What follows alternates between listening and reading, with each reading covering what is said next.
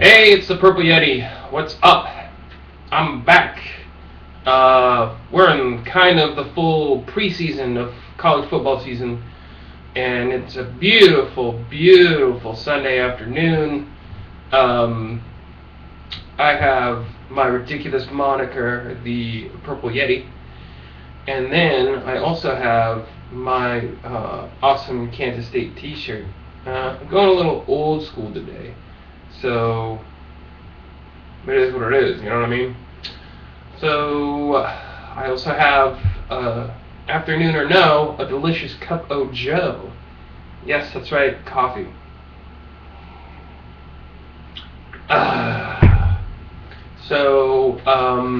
We have that. What happened in the last week? Well, let's talk about it, shall we? A couple different things. Big media day stuff, some NCAA stuff, and that's about it. Previews here and there and all that other stuff. So here we go. Big 12 Media Days happened last week, and I guess the biggest thing was Coach Charlie Weiss of Kansas letting us in on the window of his recruiting stratagem, which pretty much is my players right now are a pile of crap. Come on in and play, because if you can't play here, you can't play anywhere. So, I guess it works. I mean, it's a good quote. That's a good job for Charlie Weiss. But I don't know if that's a real sell to the kids. Come play for my team. It's a piece of crap. Who knows? We'll see. I actually think they'll do a little bit better this year. Which is not saying much, but it's make or break time for Weiss, because this guy he likes to talk the talk. Obviously, now we got to see if he can walk it. And for the Jayhawks, and actually for the conference, for the Big 12's sake, I hope that is true. So, other things from the Big 12 Media Days? Not much, really. I already complained about where K-State was picked, but that's fine. It is what it is.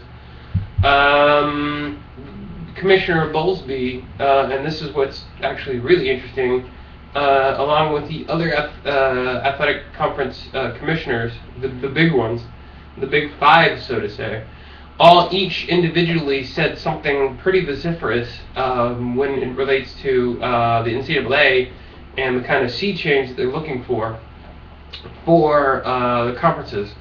The idea, and it looks like it might actually happen, is the Big Five, the ACC, the SEC, the Big 10, the Big 12, and the Pac-12, are looking to form another division.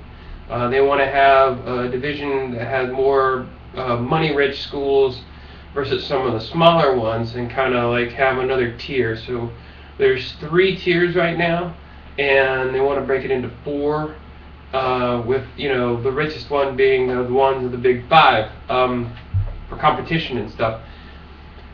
So each conference commissioner came out and said something just a little bit different, but on the same kind of narrative of setting things up for this split to a higher or bigger division.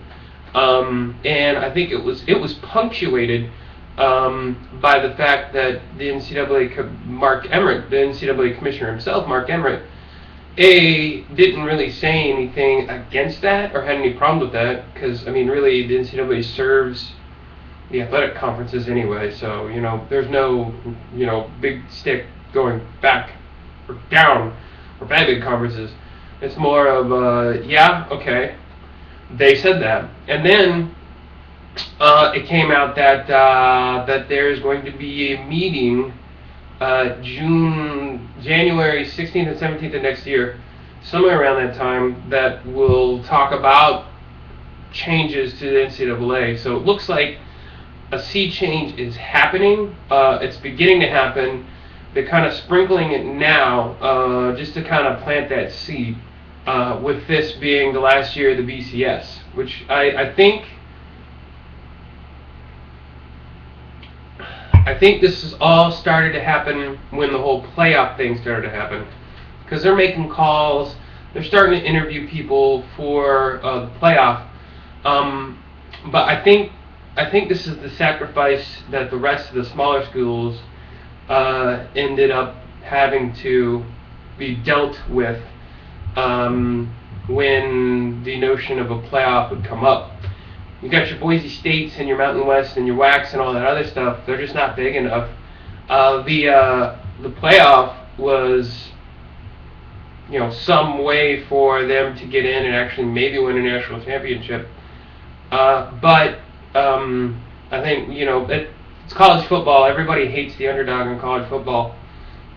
So when the hand was forced for a playoff, which it was, this other idea of maybe having a separate super conference or separate tier of the money-rich schools kind of bubbled up. And I think they're not coming out and saying it now, because I think they just kind of want to get the season over with. It is the last year of the BCS.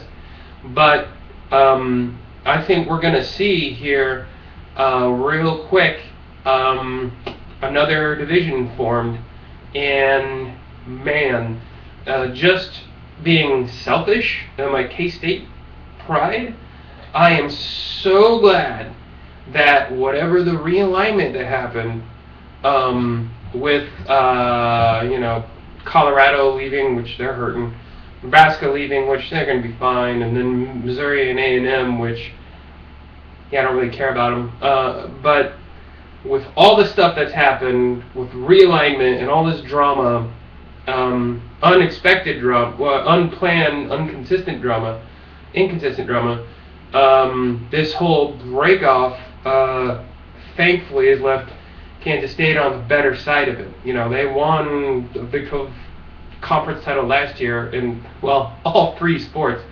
So they can compete, and they've proven it. And now, if this thing happens, they're on the good side of that and not on the bad side of that.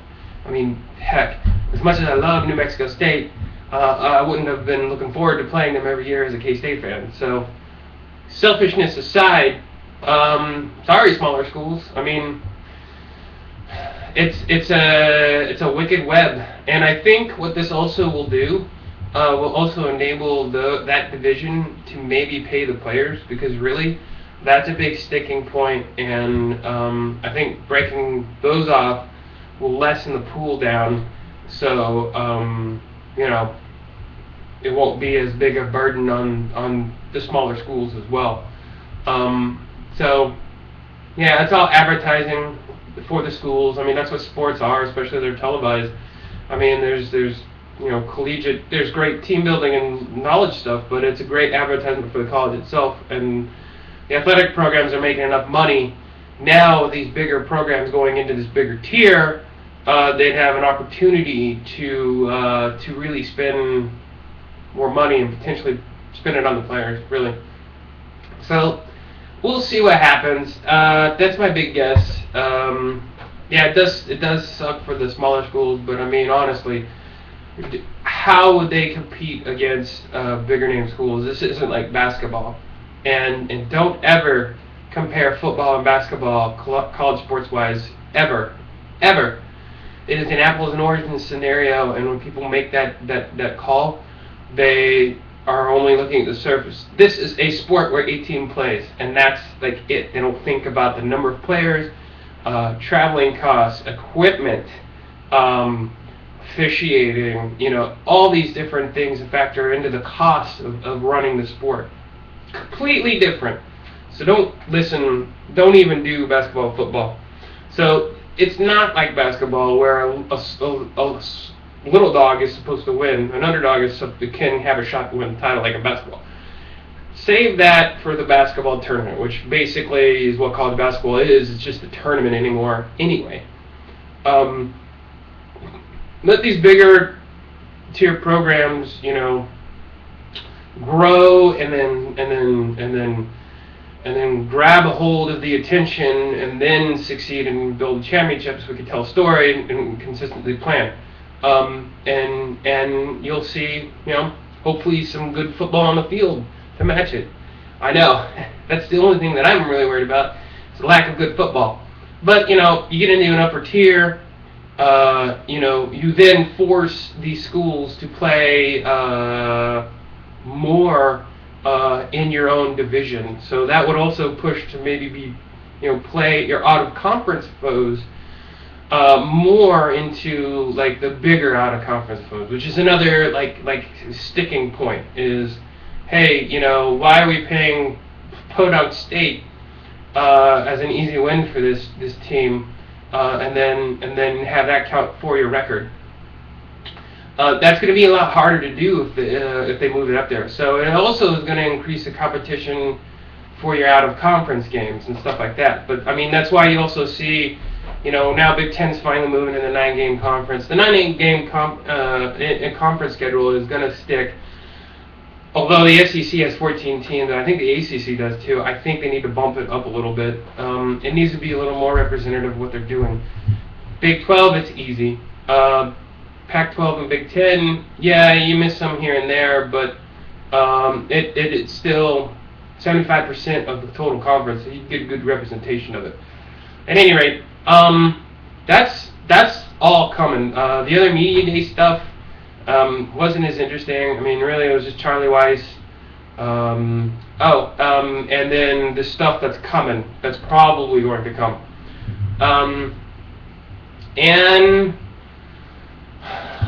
That's about it.